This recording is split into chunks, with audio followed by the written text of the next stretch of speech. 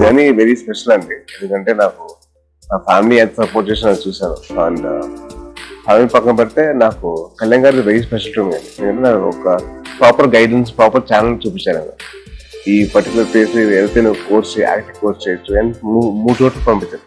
ఒకటి వైజాగ్ సత్యనారాయణ గారి దగ్గర, తర్వాత బాంబే బ్యారిజాన్ గారి దగ్గర, తర్వాత హైదరాబాద్ లో అర్ణబ్ విష్ణు గారి దగ్గర పంపించారు.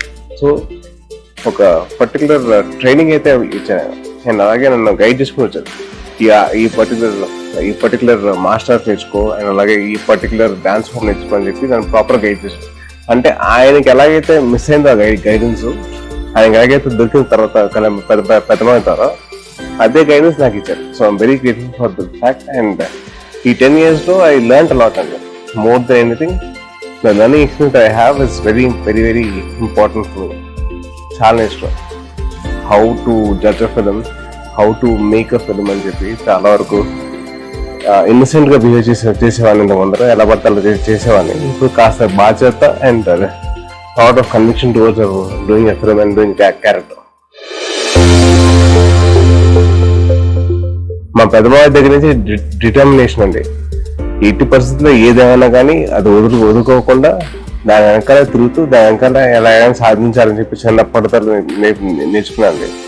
మా కళ్యాణ్ దగ్గర కమిట్మెంట్, ఒక పని తీసుకున్నామంటే దాని తగ్గట్టు దాని మీద అవసరమైన కమిట్మెంట్ తీసుకొని దాని తగ్గట్టు మేము పని చేసాను. సో దా కమిట్మెంట్ అనేది మా కళ్యాణ్ నేర్పించారు. అండ్ మా మా దగ్గర అయితే నవ్వు అంటే ఏ సిచ్యువేషన్ వచ్చినా కానీ ఎలాగైనా కానీ నవ్వుతూ ఎదురించు, ఎలాగైనా నవ్వుతూ హ్యాపీగా చూసుకో, అది ఎలాంటి సిచ్యువేషన్ అసలు ఈజీ అయిపోతుందని చెప్పి. సో ఇందాక ఇలా అంటారు మా ముగ్గురు బాగా నాకు గైడ్ చేశారు.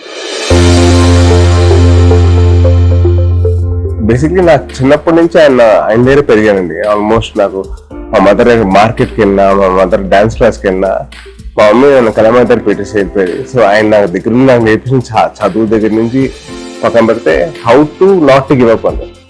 అంటే చిన్నప్పుడు ఒక చిన్న ఎగ్జాంపుల్ అండి. నేను చిన్నప్పుడు టెన్నిస్ ఆడేవాడిని. టెన్నిస్ ఆడినప్పుడు ఒక టోర్నమెంట్లో ఓడిపోయాను.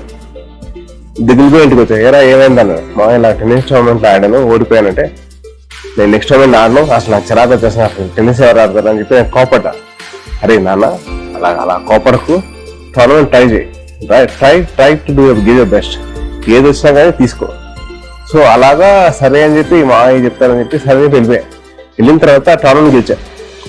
పరిగెత్తుకుంటే వెనక్కి వస్తే నన్ను ఎత్తుకొని ముందు పెట్టు. సో అది మైండ్ ఉండిపోయి అంటే నాట్ టు గివ్ అప్. ఎట్టి పరిస్థితులు ఏది వచ్చినా కానీ ఎదుర్కో, సమర్థవంతంగా ఎదుర్కో అండ్ ఎలాగైనా నువ్వు సాధిస్తావు. సో అలాగే నాకు అదే ఇన్స్టెంట్ నేను రీక్రియేట్ చేశాను. మా మాయ గెలిచిన తర్వాత నేను అలాగే వెళ్ళి ఎత్తుకొని ముద్దు పెట్టాను. సో అది చిన్నప్పుడు చైల్డ్హుడ్ మెమరీ రీక్రియేషన్ అన్నమాట.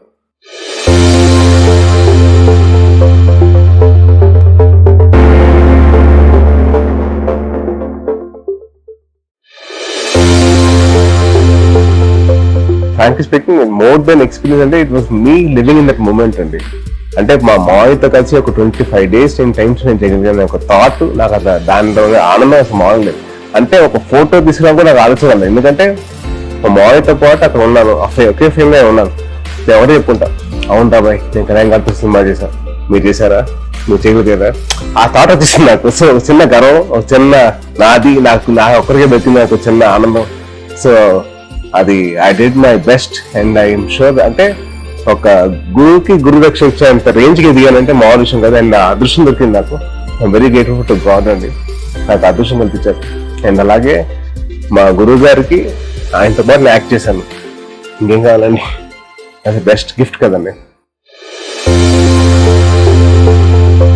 చాలా గర్వంగా ఉందండి. అంటే ఆయన ఏవైతే శాఖలు ఆయన ఇచ్చారో ఆయనకి ఇష్టమైన శాఖలు, అంటే పంచాయతీ రాజ్ కానివ్వండి, అలాగే పర్యావరణం కానివ్వండి, అలాగే సైన్స్ అండ్ డెవలప్మెంట్ కానివ్వండి, ఎన్విరాన్మెంట్ కానివ్వండి, ఆయనకి ఇష్టం అనమాట. సో డెఫినెట్లీ అవి ఎంతవరకు ఆయన ప్రేమిస్తారంటే ఆయన చదివే పుస్తకాల్లో కానివ్వండి, ఆయన చేసే పనుల్లో కానివ్వండి, ఇవన్నీ ఇంకల్కేట్ ఉంటాయి.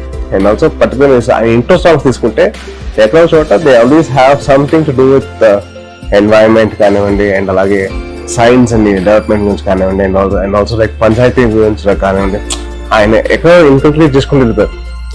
ఇది అవసరమా, ఇది అవసరం లేదా అని చెప్పి చెప్పుకుంటూ వెళ్ళిపోయారు. అండ్ అలాగే ఆయన సినిమాల్లో చాలా వరకు విలేజ్ బ్యాక్ డ్రాప్ లో ఉండే సినిమాలు కొన్ని ఉన్నాయి. సో దాంట్లో ఆయన డైలాగ్స్ ఈ గాలి ఈ నేల కానీ ఇది అందరికీ సమానం అని చెప్పి ఆయన చెప్తుంటారు. నేల, నీరు, నిప్పు, గాలి, ఆకాశం ఇవన్నీ అందరివి. నీ అప్పసొత్తు కాదు, నీ సార్ అప్పసొత్తు కాదు. అర్థమైందా?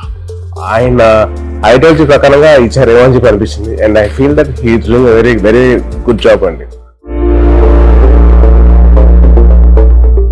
సార్ ఒకటి I want to request to all the audience and all the people that who are watching this video, దయచేసి మీరందరూ హెల్మెట్ ధరించండి. బైక్ రైడ్ చేసినప్పుడు ప్లీజ్ వేరే హెల్మెట్. దట్ ఈస్ బికాస్ నేను సఫర్ అయ్యాను, నా ఎంత సఫర్ అయ్యాను నాకు తెలుసు కాబట్టి నేను చెప్తున్నాను మీకు. దయచేసి అందరూ హెల్మెట్లు వేసుకోండి. కార్ తోలేవాళ్ళు సీట్ బెల్ట్ మాత్రం పక్కాగా వేసుకోండి ప్లీజ్. మీ మొత్తం మీ ఫ్యామిలీ అందరూ మీకోసం వెయిట్ చేస్తాం, ఎదురు చూస్తూ ఉంటాం. అండ్ సెకండ్ వచ్చేసరికి అబ్యూస్ అండి, చైల్డ్ అబ్యూస్. అంటే మా ఫ్యామిలీలో అయితే చాలా మంది అబ్యూస్ చేశారు, కానీ ఆ టైంకి మా కళ్ళ ఆశయం గొప్పది, ఆయన ఆలోచన గొప్పది కాబట్టి ఆయన ఏ వచ్చినా కానీ ఆయన ఎదుర్కొంటున్నారు.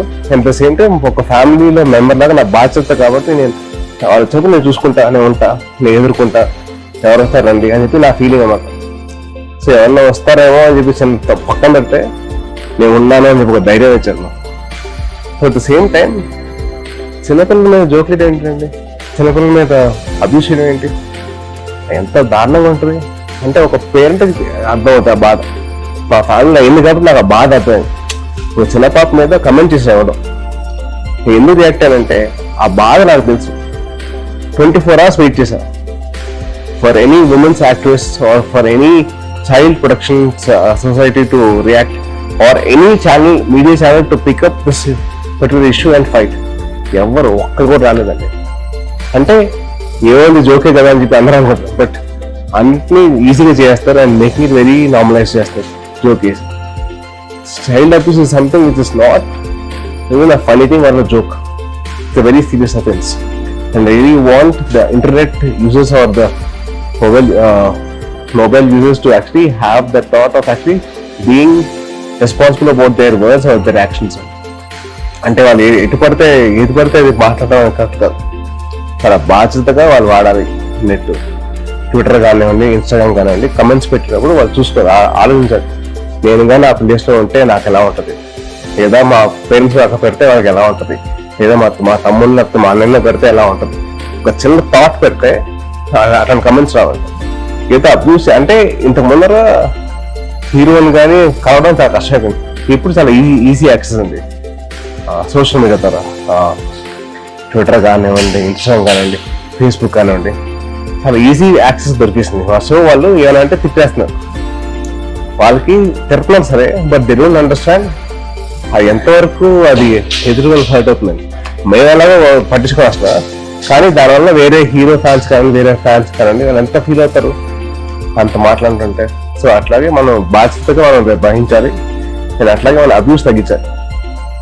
అదేం చేయాలంటే అదే ప్లేస్లో మీరు మిమ్మల్ని కానీ, మీ పేరెంట్స్ కానీ, మీ అన్న చెల్లెలు కానీ, మీ అక్క తమ్ముడిని కానీ మీరు ఊహించుకుంటే మీరు ఆ మాట అంటారు.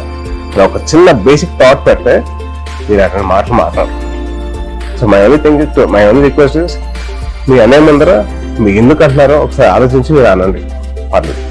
బట్ ప్లీజ్ ఎటువంటి హార్ష్ స్టేషన్ తీసుకునేలాగా మమ్మల్ని చేయలేకండి, అండ్ అలాగే పోలీస్ వాళ్ళని తీసుకునేలాగా చేయకండి ప్లీజ్. దయచేసి it's request from hero to all the fans and to all the movie lovers and to all the audiences, please don't get into abuses. It's all right, బాగాలేదండి.